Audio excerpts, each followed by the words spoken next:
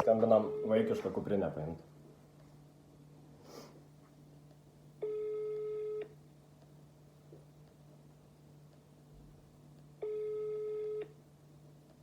Klausom. Labdien. Labą dieną. Ar dėl vaikiškų kuprinikių paskambinam? Aha, taip. Tai ten mačiau tokia su vežliukais, taip. Jo, dvi vienodas. Nu, nes man vaikelis visas sutriušęs, jau visą rudenį su įgimaišiuku vaikšto, su Maksimo, su Norfos, pats be kuprinytės, kiti vaikai juokės. Tai kaip ten, ar jinai tiktų pirmokėlį, antrokėlį?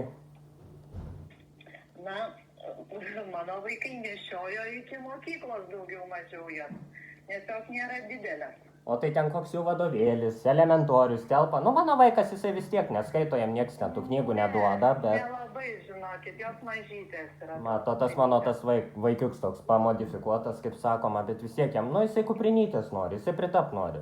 Iš jo juokės, kad jisai su H&M maišeliu vaikšto. Taip, žiūrėkit, tada, ar tenai nors ta pupa, pratybos telpa, eikit, patikrinkit.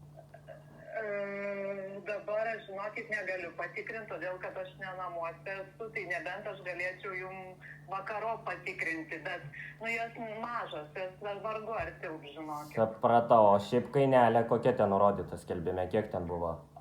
A 4 eurai? Ar 4 ar 5 eurai buvo nurodyta? Dabar žiūrėkit tada dėl finansų su to klausimu, ar būtų galima išsimokėtinai, ar kokie avansėlė, aš jums porą eurų, po to kitą mėnesį dar 2. Nu, jūs juokaujat. Tai čia ne kažkokia suma kosminė, čia 4 eurai už vieną kuprinytę. Tai aš ant savo sūnaus tą paskolėlę ir paimčiau, taigi vis tiek, nu, matot, pas mus dabar ta situacija, 2 eurai ant kuprinės pusiau, jau visi kiti likę ant kruopų eina. Nu, žinokit, tikrai gaunat už vaikus irgi pinigus, kaip ir aš gaunu. O tai ką sau, tai aš sau nusiperku kažką. Mėnesius aš tikrai nenorėčiau. Palaukit, tai aš gaunu už vaiką pinigus, bet aš sau pasiemu, ar atsigert kažko. Tai čia jau jūsų yra reikalai. Tai niekaip neįmanoma nei išsimokėtinai, nei paskolą. Ne. Tai palaukit, aš kreipsiuosi į įmonę tada kokią nors, kad jūs taip neparduodat. Klausykit, arba jūs norit pirkti, arba ne. Ir čia baigiam šitos apklausas. Juozuk su maišuku vaikščiosi. Viskas, viso gero. Viso gero.